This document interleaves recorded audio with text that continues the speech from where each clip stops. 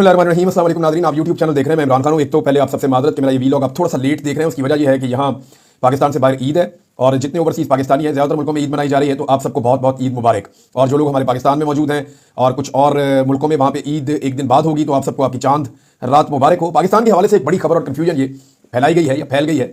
बाकायदा एस्टैब्लिशमेंट ने एक खेल खेला है और एक कन्फ्यूजन फैलाने की कोशिश की गई है कि कुछ अमेरिका से ओवरसीज़ आए, उन्होंने आकर मुलाकातें की पाकिस्तान की मिलिट्री एस्टैब्लिशमेंट से, और उन मुलाकातों के नतीजे में अगले 30 से 35 दिन में इमरान खान साहब को रिहाई मिल जाएगी या इमरान खान साहब बाहर आ जाएंगे।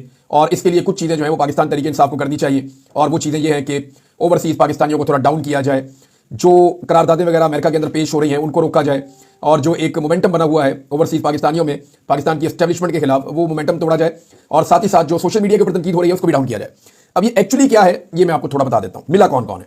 डॉक्टर उस्मान है और डॉक्टर मुनीर है, सायरा बिलाल साहिबान, ये 3 डॉक्टर साहिबान हैं। और डॉक्टर उस्मान साहब से मेरी बात भी हुई है माजी में खबरों के हवाले से, और ये इमरान खान साहब के लिए उन्होंने बड़ी कोशिश भी की है।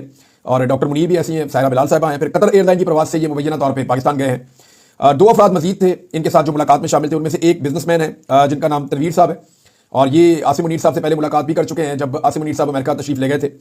और इनके अलावा एक और नाम है समी साहब है कोई, और ये बताया जाता है कि शायद इनका पहले पुराना ताल्लुक जो है वो इजाजुल हक साहब के साथ है। तो ये 5 लोग थे, यानी 2 आप समझ लें एक तरफ से थे या दोनों तरफ से थे 2 लोग, और 3 लोग वो थे वो डॉक्टर साहिबान जिन्होंने जाकर मुलाकात की है, जिनके बारे में ये तासुर पाकिस्तान की मिलिट्री एस्टैब्लिशमेंट के पास था कि ये लोग फैसला साज हैं और ये चीज़ों को तब्दील कर सकते हैं। क्या वो कर सकते हैं? ये भी एक बड़ा सवाल है।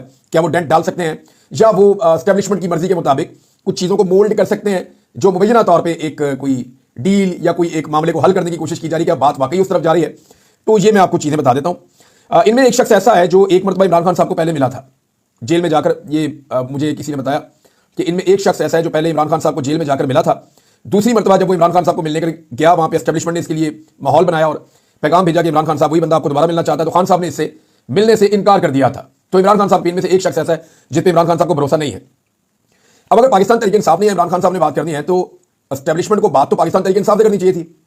होना तो यह चाहिए था कि ये जो 5 ओवरसीज आए थे ये पाकिस्तान तरीके इंसाफ की क़यादत से पहले मिलते और तरीके इंसाफ की क़यादत के साथ जाकर एस्टैब्लिशमेंट के साथ डील करते, लेकिन ऐसा नहीं हुआ।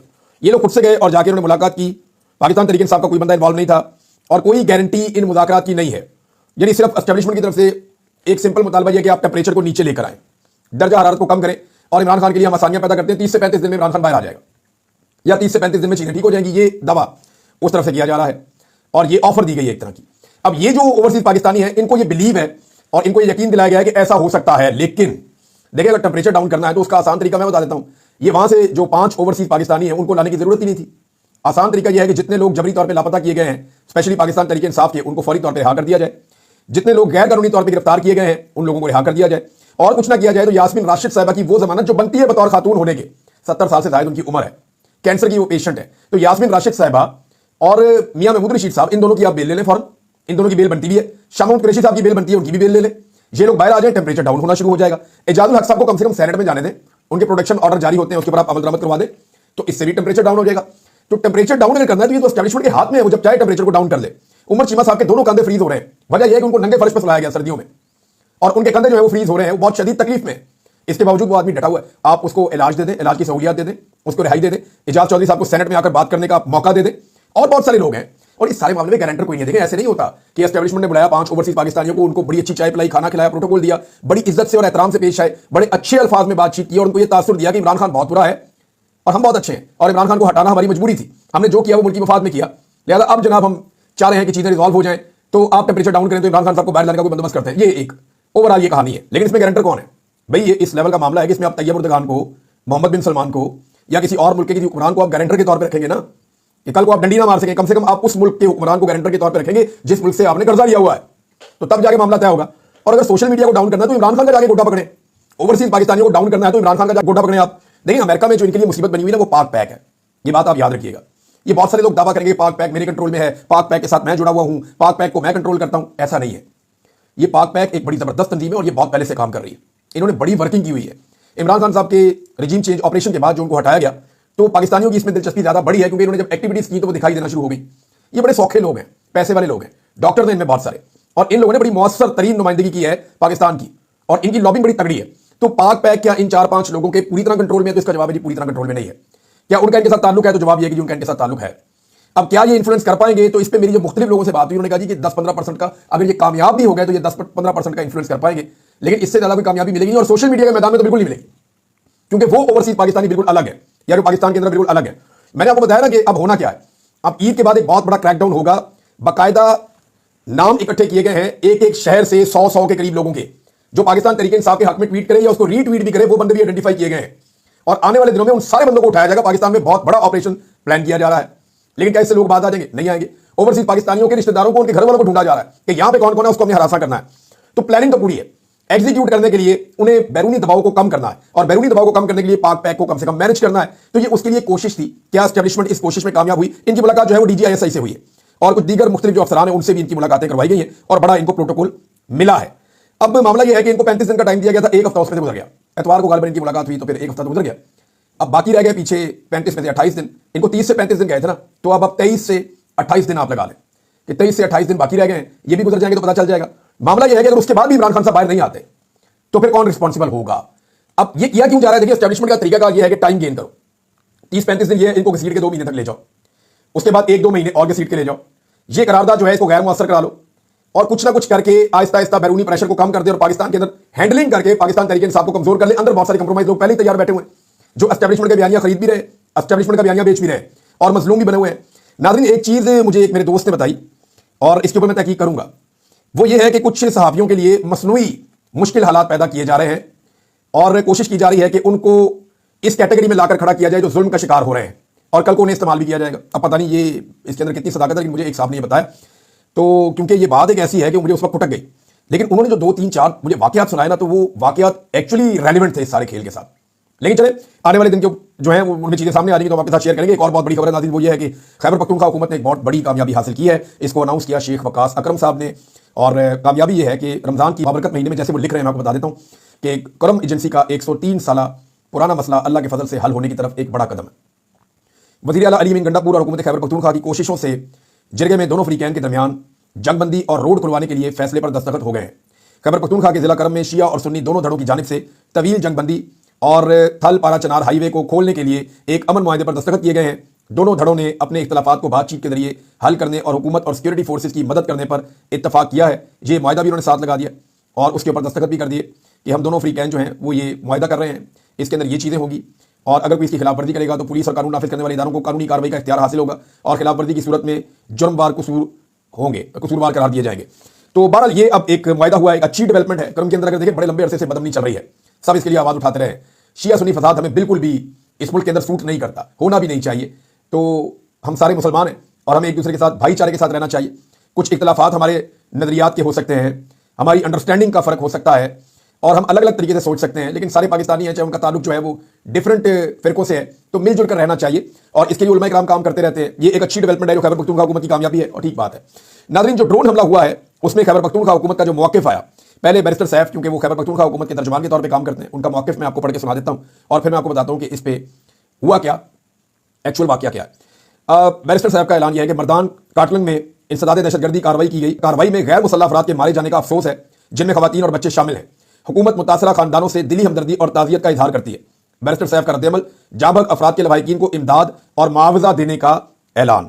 ये हो गया नाज़रीन बैरिस्टर साहब का रद्द-ए-अमल। इसके ऊपर जुनैद अकबर साहब का स्टेटमेंट भी मैं आपको इसके ऊपर पढ़ के सुना देता हूं, ताकि आपको आइडिया हो जाए कि पाकिस्तान तहरीक इंसाफ इसके ऊपर क्या कह रही है। जुनैद अकबर साहब ने कहा कि मर्दान काटलंग शमज़ो में निहत्ते चरवाहों पर ड्रोन हमला करके रोजे की हालत में 10 अफराद बशमूल बच्चे और खवातीन शहीद कर दिए गए, जो जुल्म और बर्बरियत की इंतहा है। इस बेईमाना कार्रवाई की शदीद अल्फाज में मजम्मत करते हैं।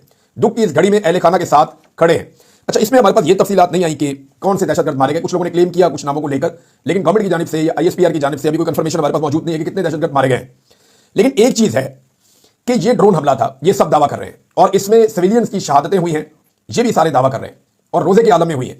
ये वो चरवाहे हैं जो पहाड़ों से उतरते हैं। मैंने आपको कहा ना कि उन इलाकों में लोग अपनी नकल मकानी करते हैं, तो ये वो लोग हैं जिन्होंने नकल मकानी की हुई थी। ये सर्दियों में नीचे की तरफ चलते हैं और गर्मियों में ऊपर की तरफ चलते हैं। यानी इनका सिंपल रूट ये है कि सर्दियों में ये दरिया के पानी के साथ साथ आगे बढ़ते हैं। ये पुराना तरीका, सदियों पुराना, कि जब सर्दी आती है तो पानी जिस तरफ जा रहा होता है ना दरिया का, उस तरफ सर्दी कम होती चली जाती है।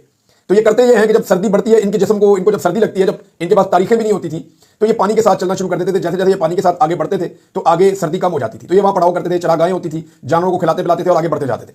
जहां इन्हें गर्मी लगती है वहां ये पानी के बहाव के उल्टा चलना शुरू कर देते हैं। तो ये दरिया सवात में स्वात शहर के अंदर जो दरिया स्वात है उसके किनारे किनारे ये पहाड़ों से नीचे उतरते हैं और गर्मियों में ऊपर चढ़ते हैं, सर्दियों में नीचे उतरते हैं। अब इनके ऊपर चढ़ने का वक्त था, ये अटैक इनके ऊपर हुआ, इंतहाई अफसोसनाक, और इसमें कीमती जानें जाया हुई। अब इमरान खान साहब का इस पर मौक़िफ़ क्या था, जरा समझें आप। इमरान खान ड्रोन हमले के खिलाफ सिर्फ इसलिए नहीं थे कि वो दहशतगर्दों को मारते हैं, ये तो दहशतगर्दों को तो मारना ठीक है काम।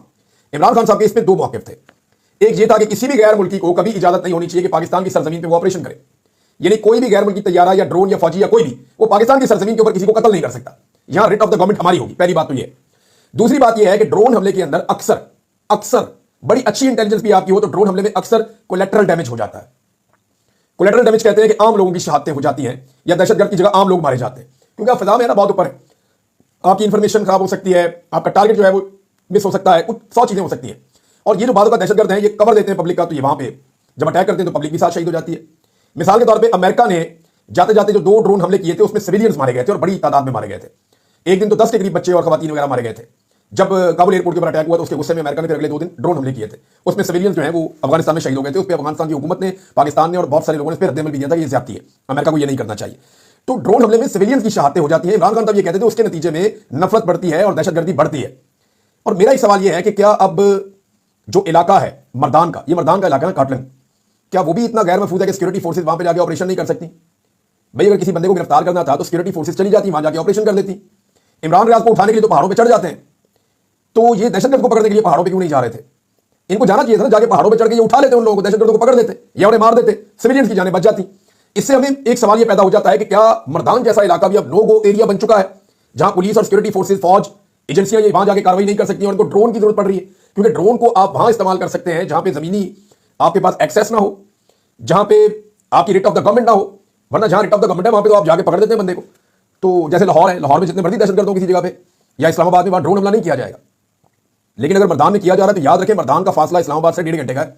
तो इस्लामाबाद से 1.5 घंटे, 1.25 घंटे के फासले के ऊपर इस वक्त ऐसे दहशतगर्द मौजूद थे जिन पे ड्रोन अटैक करना पड़ा, क्योंकि उन तक एक्सेस सिक्योरिटी फोर्सेज की नहीं थी। अब यहां से आप अंदाजा कर लें कि हमारी इस वक्त रियासत जो है वो कितने खतरे में है और हालात क्या है। नाज़रीन, अगली खबर जो है वो अख्तर मेंगल साहब के हवाले से है। उन्होंने कहा जी कि रास्ता खुलने तक लखपास के मकाम पर हम अपना धरना जारी रखेंगे। अब ईद आ रही है, इसके बावजूद लोग वहां पे बैठे हैं। हुकूमत को होश के नाखून लेने चाहिए। खवातीन की रिहाई है, ईद के मौके पर सारी खवातीन को रिहा करना चाहिए और जबरी गुमशुदगियों पर बैठ के इनके साथ बातचीत करें।